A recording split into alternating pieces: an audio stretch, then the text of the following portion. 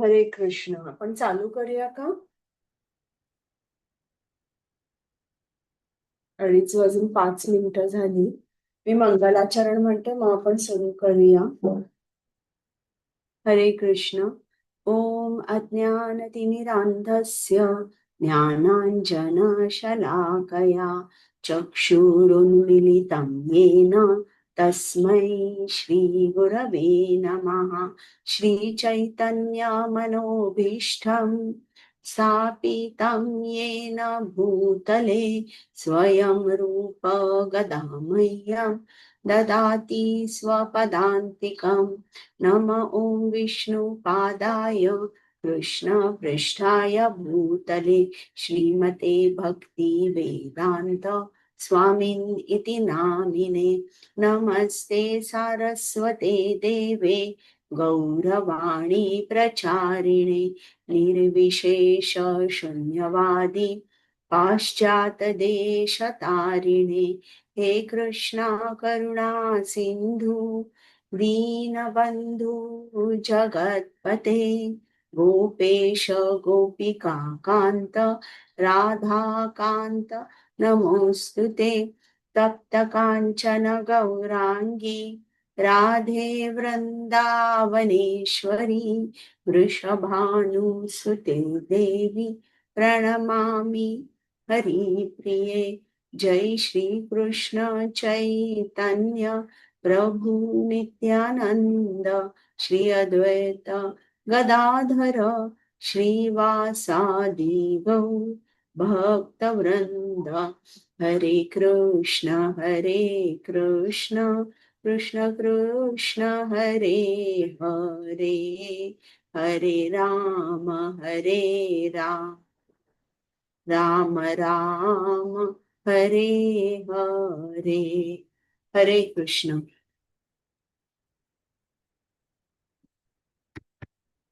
Screen दिसते ना सर्वांना? हो दिसते. हो.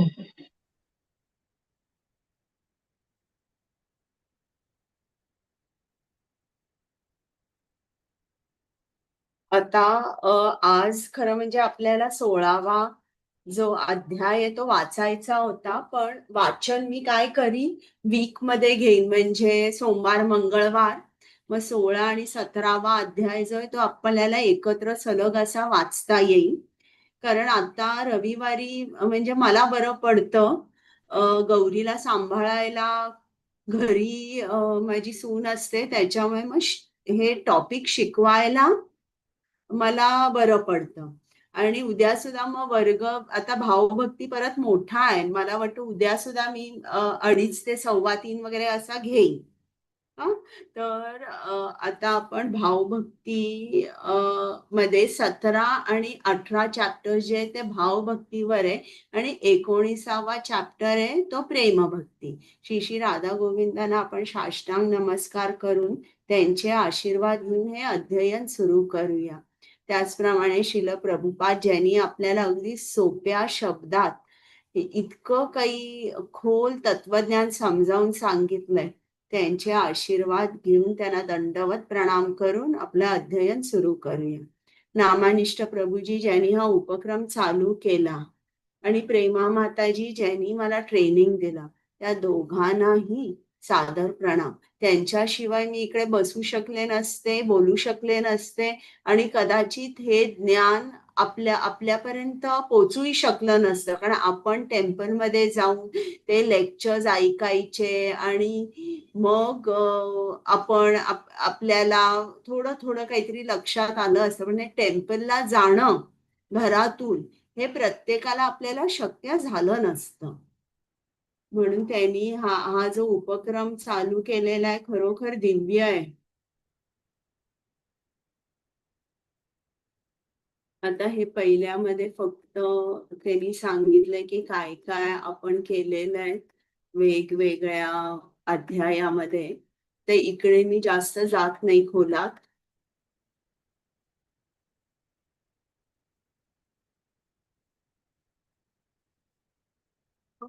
आता हा 17वा अध्याय आहे. त्या 17व्या अध्यायामध्ये भावभक्ती आपल्याला एक त्याच्याबद्दलची थोडीशी माहिती मिळते आणि 18व्या अध्यायामध्ये भावभक्तीची कोणती कोणती वैशिष्ट्य आहेत ती आपल्याला ते आपल्याला समजतं. आता ही जी भावभक्ती आहे बघा, आपल्याला ही समजायला सुद्धा थोडीशी अवघड वाटेल. कारण आपण कोणीही या लेवल पर्यंत पोहोचलो नाहीये किंवा ही अनुभवली नाहीये. आणि जे आपण अनुभवलेलं नाहीये ते समजण्यासाठी केव्हाही अवघड जातं. तर आता भावभक्ती आपल्याला कधी प्रदान होते, तर त्यासाठी पहिल्यांदा मी थोडंसं वाचते. म्हणजे भावभक्ती ही नेमकी काय आहे हे तुम्हाला लक्षात येईल. वैदी भक्तीचे योग्य रीतीने पालन केल्यानंतर एखाद्याला वास्तविक रूपाने दिव्य पदाची प्राप्ती होऊ शकते. हे दिव्य पद प्रकृतीच्या 3 गुणांच्या पलीकडे स्थित असते. त्यावेळी भक्ताचे हृदय सूर्याप्रमाणे प्रकाशमान होते. सूर्य सर्व ग्रह ताऱ्यांच्याही पलीकडे आहे. त्यामुळे कोणत्याही प्रकारचा ढग सूर्याला आच्छादित करू शकत नाही. त्याचप्रमाणे ज्यावेळी एखादा भक्त सूर्याप्रमाणे शुद्ध होतो त्यावेळी त्याच्या शुद्ध हृदयातून भाव उदित होतो आणि तो भाव सूर्यप्रकाशाहून अधिक तेजस्वी असतो. केवळ त्यावेळी त्याची श्री कृष्णांवरील आसक्ती परिपूर्ण समजली जाते आणि स्वाभाविकपणे तो श्री कृष्णांची प्रेमात सेवा करण्यासाठी उत्सुक होतो. या स्तरावरचा भक्त उत्तम अधिकारी किंवा परिपूर्ण भक्तीचा अधिकारी समजला जातो. कोणत्याही प्रकारचे भौतिक स्नेह अशा भक्ताला विचलित करू शकत नाहीत आणि त्याला केवळ राधा आणि कृष्ण यांच्या सेवेतच रुची असते.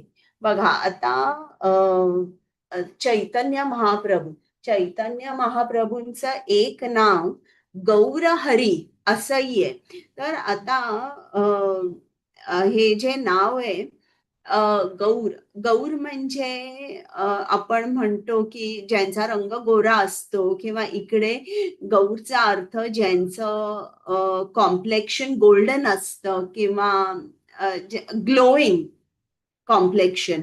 तर इकडे गौर म्हणजे जे सोनेरी वर्णाचे आहेत आणि हरी म्हणजे जे आपले पाप किंवा अनर्थ हे हरून घेऊन जातात त्याला हरी म्हणतात.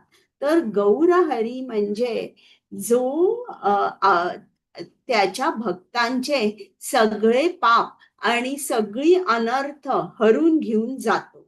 तर आता जो जीवात्मा आहे तो जेव्हा वैधी साधना भक्ती करतोय तेव्हा त्याचा मूड चैतन्य महाप्रभूंकडे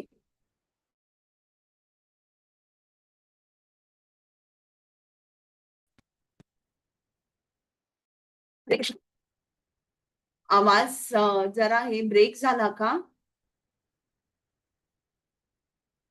आवाज येत नाहीये मध्ये. नाही. बरं मी व्हिडिओ बंद करू? हा चालेल.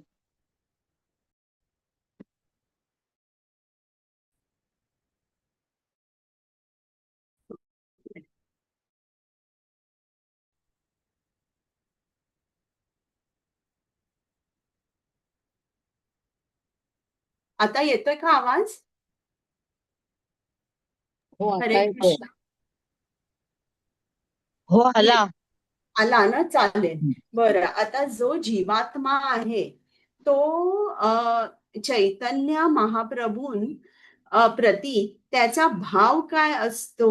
एका दासाचा भाव असतो किंवा तो दास्य भावात असतो जेव्हा तो वैधी साधना भक्ती करतोय. तर त्याचा मूड कसा असतो की मी चैतन्य महाप्रभूंचा एक दास आहे आता इकडे मी तुम्हाला जे सांगितलं गौरहरी, याचं मी तुम्हाला अर्थ जरा डिटेलमध्ये सांगते. आता अ, कृष्णराज कविराज गोस्वामी हे जे जीवात्मे जे पाप करतात, तर ते पापाची तुलना एका हत्ती बरोबर केलेली आहे. हा, आणि हे गौरहरी, गौरचा गौरचा अर्थ मी तुम्हाला सांगितला. हरीचा आणि एक अर्थ म्हणजे सिंह. सिंहाला सुद्धा हरी म्हणतात. हा, तर एखाद्या जंगलामध्ये जेव्हा एखाद्या हत्तीचं आणि एक सिंहाचं जेव्हा युद्ध होतं, तर नेहमी हत्ती हरतो. हा, आता हत्ती हरत आलाय, तर त्याला असं वाटतं की आपण आता इकडनं पळून जाऊया. तर आपला जीव वाचवण्यासाठी तो हत्ती पळत पळत जातो आणि त्याला एक गुहा दिसते. त्याला काय वाटतं की आपण या गुहेमध्ये जाऊन लपलो तर आपला जीव वाचेल, आणि तो गुहेमध्ये जातो. आणि त्या गुहेमध्ये तो सिंहही येतो आणि तिकडे तो लगेच हत्तीला मारतो. तर ही जी अॅनॉलॉजी आहे, याचं कंपॅरिझन केलेलं आहे की आपलं जे हृदय आहे ते सुद्धा या गुहेसारखं अंधारमय आहे. आणि या हृदयात काय आहे? भौतिक आसक्ती आहे, अनर्थ आहे. आणि ही जे अनर्थ किंवा भौतिक आसक्ती आहे, यांची तुलना या हत्ती बरोबर केली आहे. आणि ज्या वेळेला आपण श्री कृष्णांच्या पवित्र नामांचा आश्रय घेतो किंवा श्री कृष्णांच्या पवित्र नामांचा जप करतो, त्यावेळेला काय होतं की ही जी अंधारमय गुहा आहे किंवा आपलं हृदय आहे, तिकडे कोण येतात? गौरहरी येतात किंवा चैतन्य महाप्रभू येतात. एका सोनेरी सिंहाप्रमाणे ते येतात आणि आल्या आल्या पहिल्यांदा जो काही अंधार आहे तो काढून टाकतात हृदयातून. आणि मग ते जे अनर्थ आहेत, म्हणजे जो हत्ती आहे, त्या हत्तीला ते तात्काळ मारून टाकतात. तर म्हणून आपण खूप मनापासून आपण जप केला पाहिजे. चैतन्य महाप्रभूंच्या शरण गेलो पाहिजे, शिला प्रभुपादांच्या शरण गेलो पाहिजे. आता इकडे आपल्याला जर वैकुंठ लोकात जायचंय किंवा आध्यात्मिक जगात जायचंय, तर मग जे शास्त्र आहे ते काय सांगतात की आपल्याला रागानुगा भक्ती केली पाहिजे. आता रागानुगा भक्ती म्हणजे आतापर्यंत तुम्हाला माहिती आहे की जेव्हा आपण अ, अ, जे रागात्मिका भक्त आहे, म्हणजे जे वृंदावनातले शाश्वत रहिवासी आहे, त्यांचं आपण अनुसरण करतो, त्याला म्हणतात रागानुगा भक्ती. तर जेव्हा आपण वैधी भक्ती करतोय, पहिली वैधी भक्ती असते. वैधी भक्ती प्रॅक्टिस केली तर आपण वैकुंठापर्यंत पोहोचू शकतो. पण जेव्हा आपण रागानुगा भक्ती केली, तेव्हा आपण कुठे जाऊ शकतो? गोलोक वृंदावनात जाऊ शकतो. तर आता चैतन्य महाप्रभूकडे मी परत वळते की जीव जो असतो, जीवात्मा असतो, त्याचा भाव चैतन्य महाप्रभूंप्रती एका दासाचा असतो. तर चैतन्य महाप्रभू आता जेव्हा ते अवतरले या भूतलावर, तेव्हा त्यांचं जे नातं कृष्णाबरोबर होतं, ते कसं होतं की ते जे चैतन्य महाप्रभूंनी जेव्हा अवतार घेतला, तेव्हा ते माधुर्य रस, वात्सल्य रस मध्ये त्यांच्या बरोबर आपण नातं प्रस्थापित करू शकत नाही, पण फक्त दास्य रसामध्ये त्यांच्याबरोबर नातं आपण स्थापन करू शकतो.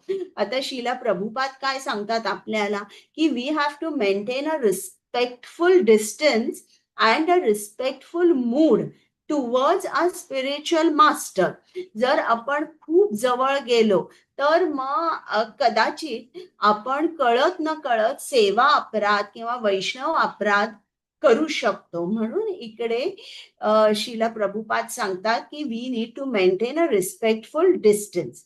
आता चैतन्य महाप्रभू जरी कृष्ण असतील तरी ते कोणाच्या मूड मध्ये आले होते? श्रीमती राधाराणीच्या मूड मध्ये आले होते.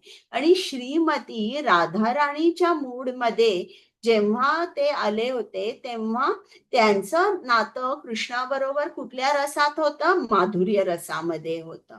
आणि आपण कोण आहोत? चैतन्य महाप्रभूंचे दास आहोत. दासानुदासानुदासानुदास दास आहोत. तर दास्य रसात आपण जेव्हा चैतन्य महाप्रभूंशी जुडतो तेव्हा हाच जो आपला भाव आहे हा कृष्णाकडे कसा पोचतो? माधुर्य रसामध्ये पोचतो. कारण चैतन्य महाप्रभू हे कसे कनेक्टेड आहेत? श्रीकृष्णांकडे माधुर्य रसा. बरं, चैतन्य महाप्रभूंनी जेव्हा अवतार घेतला तेव्हा आपण त्यांच्याबरोबर माधुर्य रस, वात्सल्य रस यामध्ये आपण साख्य रस यामध्ये आपण त्यांच्याबरोबर नातं स्थापन करू शकत नाही. आपण स्थापन करू शकतो त्यांच्यावर जे नातं ते दास्य रसातच करू शकतो. आता कपिल देव आहेत. एक मिनिट.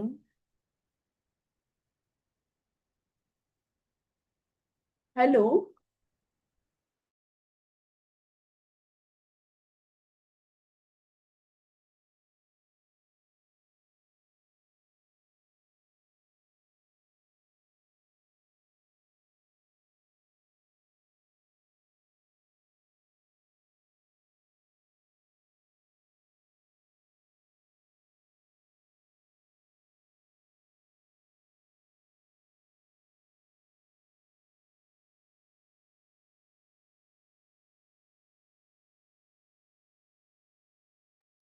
हरे कृष्ण. तर आता श्रीमद भागवतम मध्ये जो तिसरा स्कंद आहे तर तिसऱ्या स्कंदामध्ये कपिलदेव सांगतात की आपल्याला जी भक्ती आहे ती आपल्याला तिन्ही गुणांमध्ये करता येते. म्हणजे एखादा तमोगुणात असेल, रजोगुणात असेल तरीही तो भक्ती करू शकतो. परंतु जेव्हा ही भक्ती आपण शुद्ध सत्वात करतो त्या भक्तीला भावभक्ती असं म्हणतात. हा, तर आता जी वैधी भक्ती आपण करतोय दॅट इज नॉट नेसेसरी की ती आपण शुद्ध सत्वात करतोय. आपण इनिशियल स्टेजेस मध्ये आपण कुठल्या तरी एका गुणामध्ये असतो, तो गुण आपल्यामध्ये अगदी प्रॉमिनंट असतो. हा, आणि ती त्याप्रमाणे आपण आपली भक्ती करतोय. पण जेव्हा अशा तऱ्हेने आपण गुणांनी बद्ध होऊन जेव्हा आपण भक्ती करतोय तेव्हा श्रीकृष्ण एक्सेप्ट करतायत. आपण जे काय करतोय ती सेवा ते एक्सेप्ट करतायत. पण त्यांना आनंद होत नाहीये. तर त्यांना आनंद होण्यासाठी, प्रसन्न होण्यासाठी आपण शुद्ध सत्वात जेव्हा स्थित होऊन भक्ती करतो त्याने श्रीकृष्ण खूप प्रसन्न होतात. हा, तर एकदा तमाल कृष्ण महाराज होते. त्यांनी हे आपलं शिला प्रभुपादांचं जे इस्कॉन आहे ते नुकतंच जॉईन केलं होतं. ते ब्रह्मचारी होते आणि मग त्यांना डाऊट आला की सर्वात महत्वाचा काय आहे. म्हणून त्यांनी शिला प्रभुपादांना पत्र लिहिलं आणि विचारलं what is most important? Prasadam distribution, हरिनाम संकीर्तन, टेम्पल सर्व्हिस, डेटी सर्व्हिस काय आहे? आणि श्रीला प्रभुपादांनी त्यांना एक सोपं उत्तर दिलं. Any you can follow any principle which saves your self असं त्यांनी सांगितलं. म्हणजे आपली अधोगती नाही झाली पाहिजे. आपण जो आपल्याला मनुष्य देह दिलाय कमीत कमी तो तरी आपल्याला पुढच्या जन्मी मिळाला पाहिजे. आणि मग श्रील प्रभुपाद म्हणाले की आता पहिल्यांदा आपण जेव्हा जॉईन होतो तेव्हा आपल्यालाही असं वाटतं ना, आता किती वेळ माझा चाललेला आहे, मी काय करू, मला चॅन्टिंगला वेळ मिळत नाही, टेम्पल सर्व्हिस करायला वेळ नाहीये, मग काय करू. मग श्रील प्रभुपादांचं म्हणणं होतं, chanting does not take time, it creates time, because all the impurities of the heart are clean.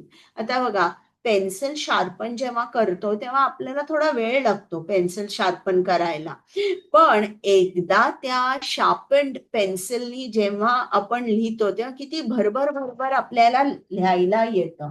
तर आपल्याला श्रील प्रभुपाद काय सांगतात की चॅन्टिंग जेव्हा तुम्ही करता तेव्हा तुम्ही लक्षात ठेवा, your time is saved. One must not think I am spending time only to sharpen the pencil. हा, म्हणजे असा विचार नाही केला पाहिजे की आपण चॅन्टिंग करतोय, माझा किती वेळ जातोय. ते चॅन्टिंग करता करता तुमचे इम्प्युरिटीज जे आहेत, जे अनर्थ आहेत हृदयातले, ते अनर्थ तुम्हाला सोडून जातात. हा, एक मिनिट.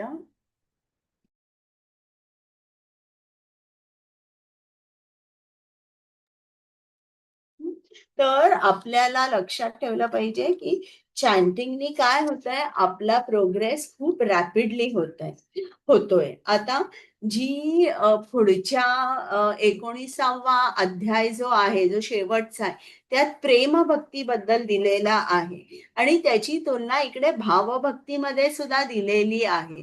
तर त्यात त्यांनी काय सांगितलंय की प्रेमभक्ती ही काय आहे याची तुलना एका सूर्याबरोबर केलेली आहे आणि भावभक्तीची तुलना तिच्या जो सूर्यप्रकाश आहे, सूर्यप्रकाशाचा एक किरण म्हणजे भावभक्ती असं म्हटलंय, वन रे ऑफ द सन. आणि ज्याप्रमाणे जेव्हा पहाट होते तेव्हा अंधकार थोडासा सरतो, त्याचप्रमाणे जेव्हा भावभक्तीचा उदय होतो तेव्हा आपण जाणतो की आता प्रेम भक्ती जी आहे, म्हणजे सूर्य जो आहे तो मला दिसणार आहे. तर जे भावभक्ती आहे त्याच्याबद्दल आता तुम्हाला मी थोडंसं अगदी एक इंट्रोडक्शन दिलं. आता थोडंसं आपण याच्यामध्ये खोलवर जरा बघूया. आता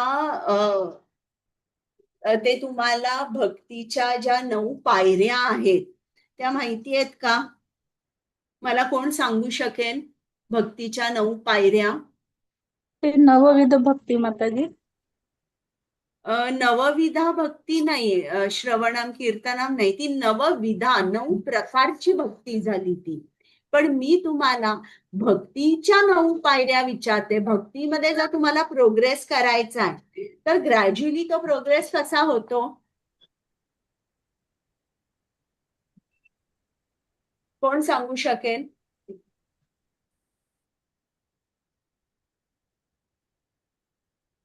भक्तीच्या 9 पायऱ्या हरे कृष्ण. मी सांगू? सांगा. हा, श्रद्धा, साधू संग, मग भजन क्रिया, मग अनर्थ निवृत्ती, त्यानंतर निष्ठा, रुची, आसक्ती, भावभक्ती आणि प्रेमभक्ती. बरोबर. तर श्रद्धा म्हणजे काय, आपण म्हणूया बेसिक फेथ इन गॉड, या बेसिक फेथ इन कृष्णा. मग साधू संघ म्हणजे काय, जेव्हा आपण शुद्ध भक्तांचा संघ करतो त्याला साधू संघ म्हटलं जातं. आणि भजन क्रिया म्हणजे जेव्हा आपण ऍक्च्युली भक्ती चालू करतो, जेव्हा आपण इतर भक्तांबरोबर बसतो, संकीर्तन करतो किंवा एखादे भक्त श्रीमद भागवतमवर बोलतायत ते श्रवण करतो, याला भजन क्रिया म्हणतात. मग चौथी जी आहे अनर्थ निवृत्ती, म्हणजे जेव्हा आपल्याला जी अनर्थ आहे त्या अनर्थापासून, भौतिक आसक्तीपासून आपली पूर्ण सुटका होते. आणि त्यानंतर निष्ठा म्हणजे स्टेडीनेस आपल्या भक्तीमध्ये येतो.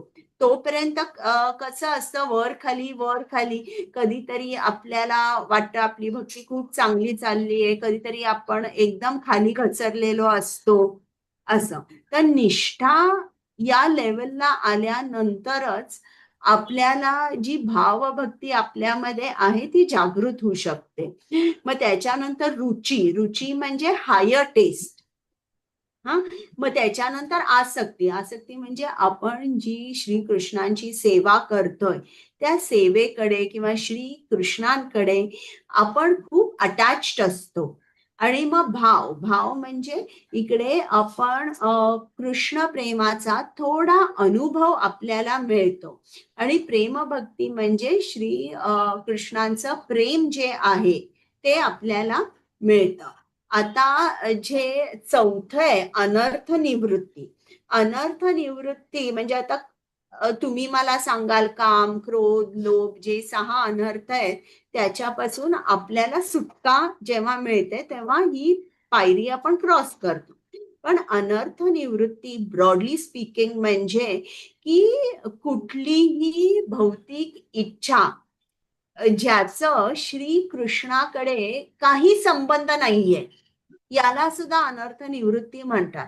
आता तुम्ही जर बघितलं ना तर बऱ्याच लोकांना खूप आवड असते की मला ऑस्ट्रेलियाला जायचंय, मला US ला जायचंय, मला कॅनडामध्ये जायचंय. थोडक्यात हे जे वीणा वर्ल्ड किंवा केसरी टूर्स आहेत तिकडे हे दर वर्षी जातात आणि जग फिरून येतात. इकडे सुद्धा भारतभर ते फिरतात. तर ही सुद्धा झाली मटेरियल डिझायर. तर हे काय काम क्रोध लोभ असं नाही, असं डायरेक्टली आपल्याला दिसत नाही, पण ही सुद्धा एक अटॅचमेंट असते. कारण तुम्ही जिकडे फिरताय तिकडे तिकडे श्रीकृष्णाचं डायरेक्ट असं काही रिलेशन नाहीये. हा, तर जी अनर्थ निवृत्ती असते कुठलीही भौतिक इच्छा ज्यामध्ये कृष्णाशी कुठलाही संबंध स्थापन होत नाही याला आपण अनर्थ निवृत्ती असं म्हणतो. तर आता जे 4 स्टेप्स मी तुम्हाला सांगितल्या श्रद्धा साधुसंग भजन क्रिया आणि अनर्थ निवृत्ती ही कशी आहे ही अपहिल जर्नी आहे. अपहिल आणि खूप खूप अवघड आहे. जणू काय एक मोठा पर्वत आहे आणि तो एकदम सरळ आहे. त्याच्यावर जर चढायचं असेल ते किती अवघड आहे. तर आणि तो चढल्यानंतर म्हणजे अनर्थ निवृत्तीपर्यंत पोहोचल्यानंतर बाकीच्या ज्या स्टेप्स आहेत निष्ठा रुची आसक्ती भाव आणि प्रेम हे कसे ही डाऊनहिल जर्नी आहे. डाऊनहिल जर्नी का आहे म्हणजे इझिली आपण एक एक पायरी चढू शकतो कारण आता पूर्ण अनर्थ आपल्या हृदयातून गेलेले आहेत. आता जे 8वी पायरी आणि 9वी पायरी आहे भावभक्ती आणि प्रेमभक्ती हे आपल्या रिअलायझेशनच्या खूप पलीकडे आहे. कारण आपण 1 2 3 4 म्हणजे श्रद्धा साधुसंग भजन क्रिया अनर्थ निवृत्ती इकडेच आपण कुठेतरी अडकलेलो आहोत. तर जेव्हा आपण वैदिक साधना भक्ती करतोय आणि हळूहळू जेव्हा आपण भावभक्ती आणि प्रेमभक्तीपर्यंत येतोय तेव्हा काय होतं की आपण 3 गुणांच्या पलीकडे जातो आणि 3 गुणांच्या पलीकडे गेल्यावर तुमचं हृदय कसं होतं सूर्यासारखं प्रकाशमान होतं. आता इकडे आपल्याला शिला प्रभुपादांनी सांगितलंय आणि मी वाचलंय सुद्धा की सूर्य हा ढगांच्या खूप खूप वर असतो आणि खूप वर असल्यामुळे अशी पॉसिबिलिटी नाहीये की सूर्याला ढगांनी आच्छादलेला आहे. त्याचप्रमाणे जेव्हा एखादा भक्त शुद्ध होतो पूर्ण अनर्थ निघून जातात तेव्हा तो कसा होतो सूर्यासारखा तेजस्वी होतो. आणि जेव्हा तो असा शुद्ध होतो तेजस्वी होतो तेव्हा त्याची जी अटॅचमेंट आहे ती कृष्णाकडे एकदम परफेक्ट होते. तर आता आपण तर तिथपर्यंत भावभक्ती प्रेमभक्तीमध्ये पोचलो नाही. मग आता आपण स्टेज 1 ला असू श्रद्धा किंवा साधू संग. तर स्टेज 1 ला आपण थोडंसं परफेक्शन कसं आणू शकू, ते म्हणजे आपण जे काय करतो ते कृष्णासाठी करायचं. म्हणजे आपली जी अटॅचमेंट आहे श्रीकृष्णांकडे ती थोडीशी वाढते. हां, आता साधारण भक्तीचा जो गोल आहे तो नेहमी आपल्या पद्मपुराणात दिलेला आहे. मला आता ते संस्कृत श्लोक नाही आठवत. पण शिला प्रभुपाद नेहमी म्हणतात, always remember Krishna, never forget Krishna. तर हा साधना भक्तीचा उद्देश आहे की तुम्ही कृष्णाकडे जास्त जास्त अटॅच झाला पाहिजे. हा, आणि एक भावभक्तीची आणि एक वैशिष्ट्य आहे ते म्हणजे की जो भक्त असतो तो खूप उत्सुक असतो नेहमी, हा, की श्रीकृष्णाची सेवा करण्यासाठी तो अतिशय उत्सुक असतो. आणि ही उत्सुकता कशी असते, ही कोणी त्याला फोर्स केलेलं नसतं किंवा तोही स्वतःला फोर्स करत नाही. आज आपण कुठेतरी साधना भक्ती करताना आपण स्वतःला फोर्स करतो की माझ्या 16 राऊंड कंप्लीट झाल्याच पाहिजे. सांगा बरं, तुम्हाला हे पटतंय का? आपण आपल्या स्वतःला फोर्स करतो का? हो, करतो. करतो ना. कधीतरी आपल्याला खूप आपण दमलेलो असू किंवा आपलं शेड्यूल टाईट असेल, मग स्पेशली त्या दिवशी आपण काय करतो, आपण फोर्स करतो. आपण सकाळी तरी लवकर उठतो, रात्री तरी आपण जागतो. तर एक प्रकारचा फोर्स असतो. पण इकडे भावभक्तीच्या स्तरावर देर इज नो फोर्स. ते नॅचरली अशा भक्ता कडून चॅन्टिंग किंवा श्रवणम किंवा कीर्तन हे नॅचरली होतं. आणि हा जो भक्त असतो त्याला आपण उत्तम अधिकारी म्हणतो. आणि एक वैशिष्ट्य जे मी अगोदरच सांगितलंय की या स्टेजला, भावभक्तीच्या स्टेजला अनर्थ नसतात, फक्त स्पॉन्टेनियस, अगदी स्वाभाविक आणि खूप इंटेन्स अटॅचमेंट असते, तीव्र अटॅचमेंट असते श्रीकृष्णाकडे आणि श्रीकृष्णेच्या सेवेप्रती. असं अशी ही भावभक्ती आहे. तर जेव्हा आपण चॅन्ट करतो तर आपल्यामध्ये सुद्धा आपण थोडे थोडे गोल्स आपण तयार ठेवले पाहिजे. उदाहरणार्थ की आपल्याला असं वाटलं तरी पाहिजे की माझी कृष्णाकडे जी अटॅचमेंट आहे ती थोडी जास्त झाली पाहिजे, किंवा मला हे जे 3 गुण आहेत या 3 गुणांपासून मला मुक्त व्हायचंय, किंवा मलाही श्री कृष्णाप्रती स्वाभाविक प्रेम माझ्यामध्येही जागृत झालं पाहिजे. तर अशा तऱ्हेने आपण ही साधना भक्ती केली पाहिजे. आता जे शुद्ध भक्ती आहे, शुद्ध भक्ती जी आहे आपण म्हणूया त्याचे 2 प्रकार असतात. एक म्हणजे चेष्टरूपा भक्ती आणि दुसरा म्हणजे भावरूप भक्ती. तर चेष्टरूप भक्ती म्हणजे साधना भक्ती, जिकडे प्रायमरी गोष्ट काय असते की आपले जे प्रयत्न असतात किंवा आपण जो एफर्ट घालतोय रोजचा, तो एक ट्रिगर असतो आणि त्या ट्रिगरमुळे आपण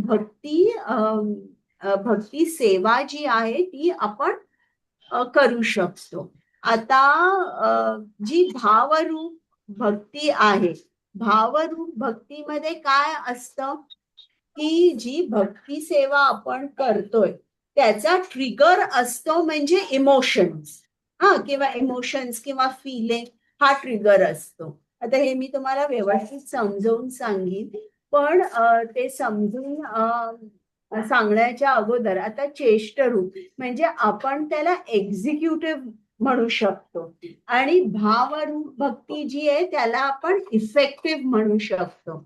आता हे एक्झिक्युटिव्ह म्हणजे काय, याच्यामध्ये आपले प्रयत्न आहेत. आणि इफेक्टिव्ह म्हणजे काय? इफेक्टिव्ह म्हणजे परिणाम. जे प्रयत्न आपण करतो त्याचे परिणामही दिसतात. तर ते परिणाम काय आहे? भावभक्ती किंवा भावरूप भक्ती. आणि जेव्हा एखादा भक्त आहे, एक मिनिट जरा.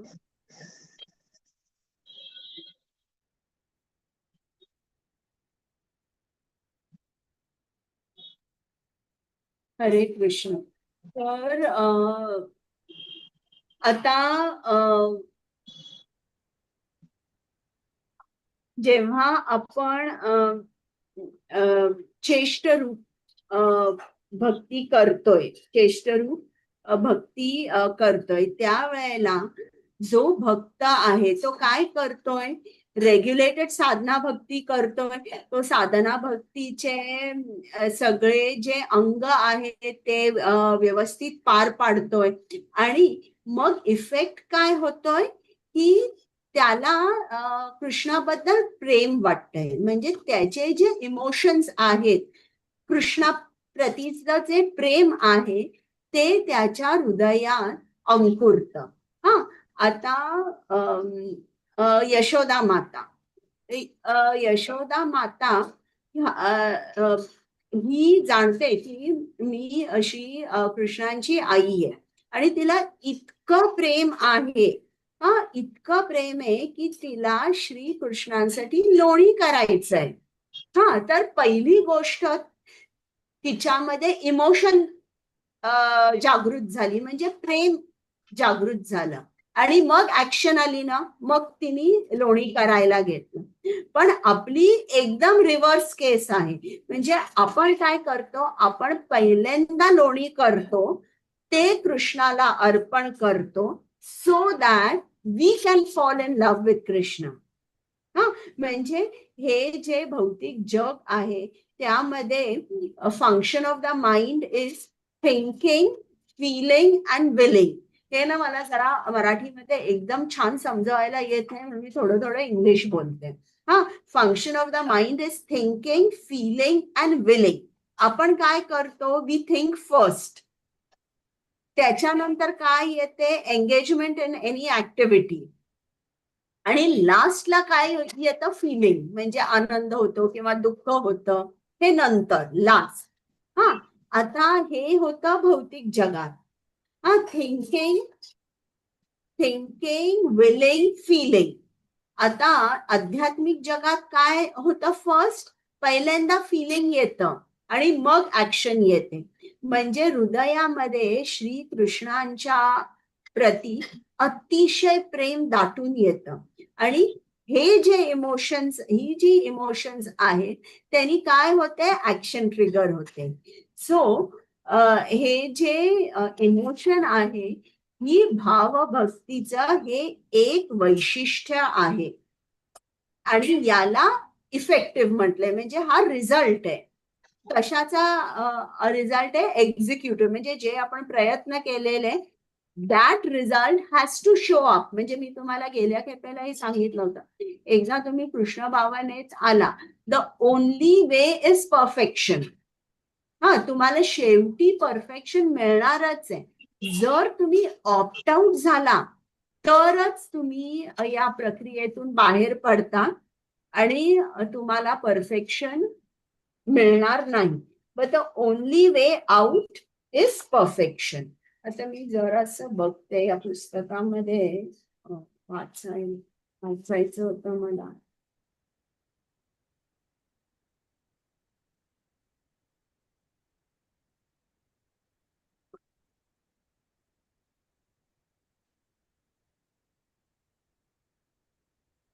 आता ही शुद्ध ही जी भावभक्ती आहे, ही भावभक्ती जर आपल्याला हवी असेल तर मग श्रील प्रभुपाद इकडे लिहितात. एक मिनिट.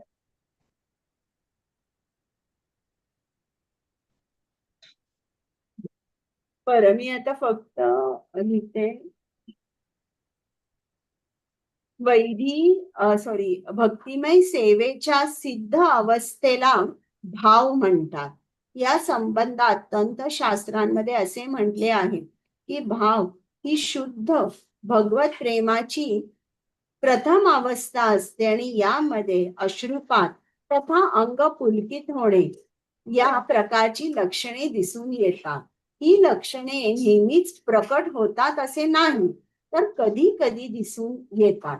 ज्यावेळी दुर्वास मुनींमुळे अंबरीश महाराज पेच प्रसंगात सापडले होते, त्यावेळी त्यांनी भगवंतांच्या चरण कमलांचे चिंतन केले आणि परिणामातः त्यांचे शरीर पुलकित होऊ लागले तथा त्यांच्या नेत्रातून अश्रुधारा वाहू लागले. बघा, म्हणजे इकडे हे जे अंबरीश महाराज होते हे शुद्ध भक्त होते आणि जेव्हा ते संकटात होते दुर्वास मुनीमुळे, तेव्हा त्यांनी केवळ श्रीकृष्णांच्या कमल चिन्हांचा, कमल चरणांचा कमल चरणांचं चिंतन केलं आणि त्यावेळेला त्यांचा जो अश्रुपात झाला ते कसे होते, टिअर्स ऑफ एक्स्टसी. दुःख अश्रू नव्हते, ते दुःखामुळे वाहिलेले अश्रू नव्हते, तर संकट प्रसंगी सुद्धा हे जे शुद्ध भक्त असतात ते जेव्हा ते श्रीकृष्णांचं स्मरण करतात तेव्हा त्यांच्या डोळ्यातून आनंद अश्रू वाहू लागतात. तर ही सर्व भावाची लक्षणे आहेत. रोमांच, अश्रुपात इत्यादी रूपात भाव प्रकट होत असतात. या लक्षणांचे बाह्य स्वरूप संपुष्टात आल्यावर ती मनात राहतात आणि हा भाव ज्यावेळी मनात सतत वास करतो त्यावेळी त्या अवस्थेला समाधी असे म्हणतात. हा आस्वादन करण्याचा स्थळ श्रीकृष्णांसह भविष्यातील प्रेममयी लीला करण्याचे कारण होत असतो. आता तुम्हाला समजलं भावभक्ती आणि अंबरीश महाराजांचं उदाहरण म्हणजे काय येते. तर हे जे इमोशन्स आहेत हे भावभक्ती या स्तरावर प्रकट होतात आणि भावभक्ती स्तरावर जेव्हा एखादा भक्ताची प्रगती होते तेव्हा त्याचं जे हृदय आहे ते कसं होतं, अगदी लोण्यासारखं मऊ होतं. आणि कुठलाही मग ट्रिगर असू शकेल. मग म्हणजे एखादं त्यांनी नुसती बासरी बघितली तरी त्याला इतकी कृष्णाची आठवण येईल की हे जे वेगवेगळे भाव त्याच्या अंगामध्ये प्रकट होऊ शकतात. आणि इकडे मी भावभक्तीचं तुम्हाला उदाहरण दिलंय की रूप गोस्वामींनी त्याची तुलना सूर्याच्या एका किरणाशी केली आहे.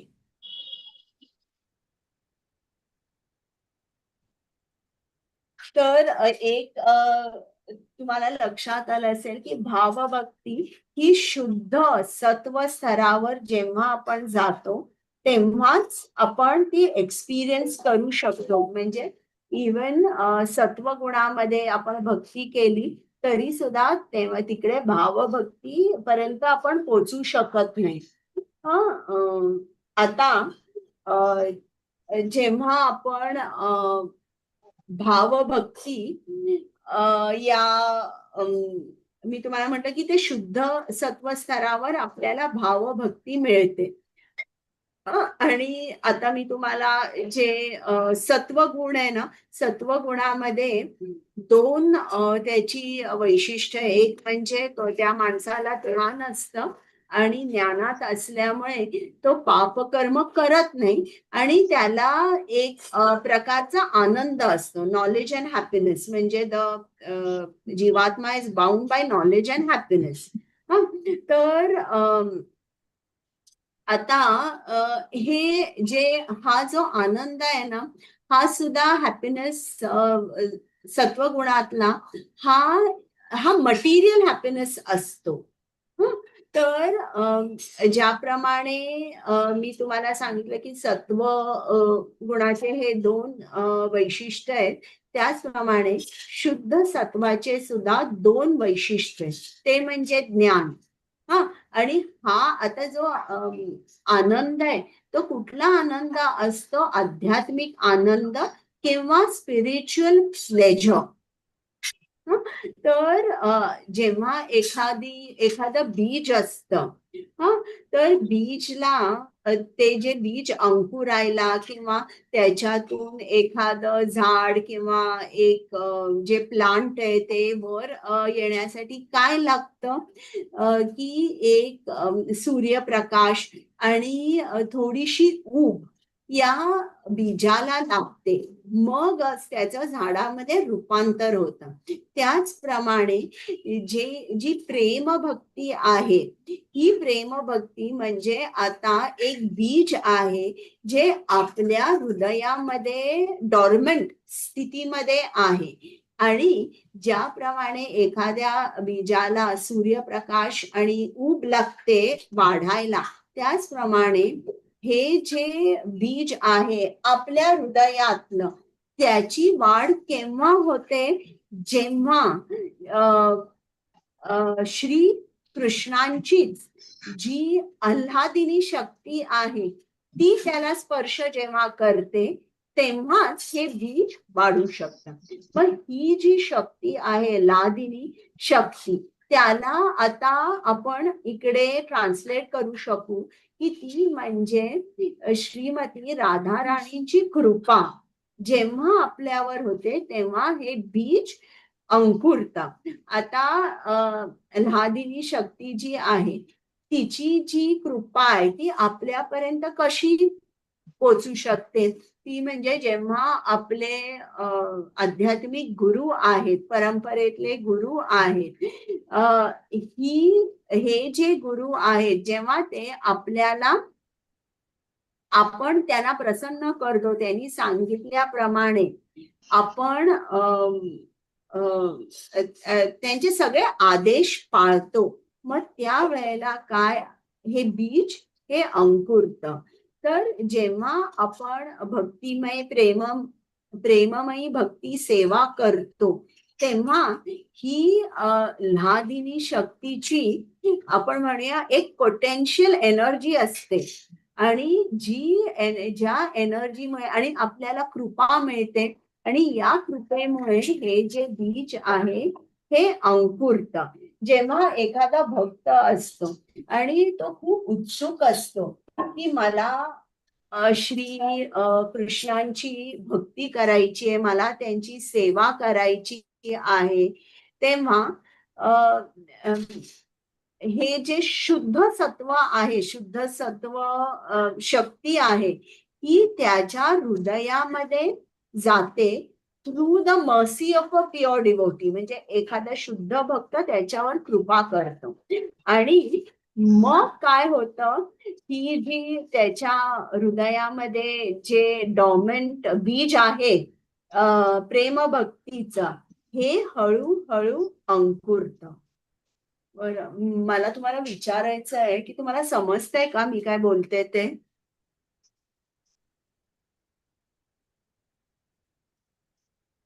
इतरांना मला वाटतं वर्ग आहे ना दुसरा. बरं, समजतंय का? हरे कृष्ण. बरं, चालेल. तर अशा तऱ्हेने की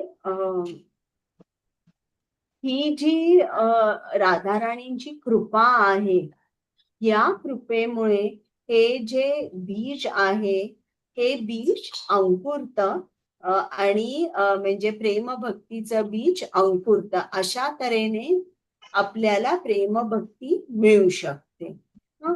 आता भक्तिमय सेवेचं एक वैशिष्ट्य असं आहे जे आपण पहिल्या दुसऱ्या अध्यायात शिकलो, ते म्हणजे भक्ती म्हणजे श्री कृष्णाकर्षणी असते. म्हणजे भक्तीमध्ये पॉवर आहे. काय पॉवर आहे? की ती श्री कृष्णाला सुद्धा आकर्षित करू शकते. आता जर आपल्याकडे खूप श्रीमंती असेल, खूप सौंदर्य असेल, खूप ज्ञान असेल, आपण खूप प्रसिद्ध असू आणि वैराग्यही असेल, आपण खूप बलवान असू, तरी हे जी आपल्याकडे शक्ती आहे ही कितीही जास्त असेल तरी खूप खूप लिमिटेड आहे, खूप फायनाईट आहे कम्पेअर्ड टू श्री कृष्ण, ज्याच्याकडे ही शक्ती इन्फायनाईट आहे. तर या सगळ्यांनी कृष्ण एखाद्या भक्ताकडे आकर्षित होत नाही, पण तो कसा आकर्षित होतो, जेव्हा एखादा भक्त शुद्ध भक्ती करतो तेव्हाच तो आकर्षित होतो. आणि शुद्ध भक्ती ही ही कोण करतं, ही श्रीमती राधाराणी करतात. आणि श्रीमती राधाराणींची जी कृपा आहे ती परंपरेत एकानंतर एक गुरु शिष्य अशी येते.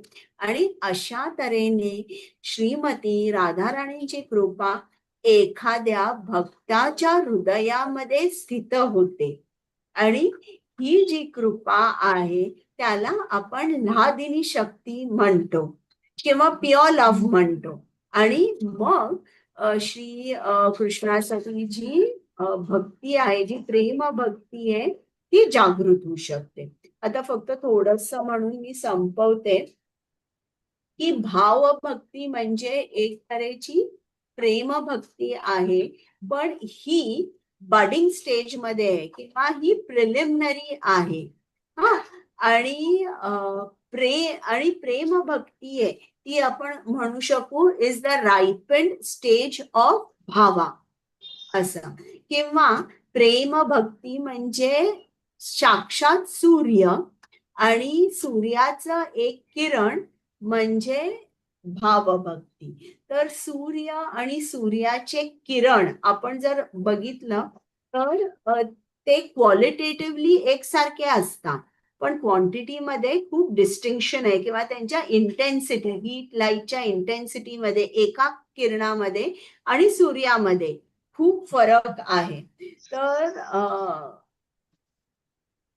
जेव्हा एखाद्या भक्तामध्ये किंवा एखादा भक्त भावभक्तीच्या स्टेजवर असतो तेव्हा त्यांच्यामध्ये आता प्रेम भक्ती ही लवकरच जागृत होणार आहे.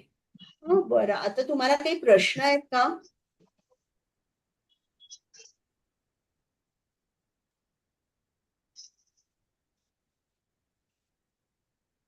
हरे कृष्ण.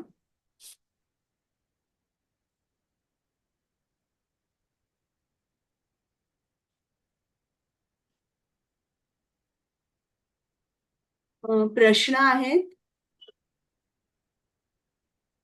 मला वाटतं इतरांचा क्लास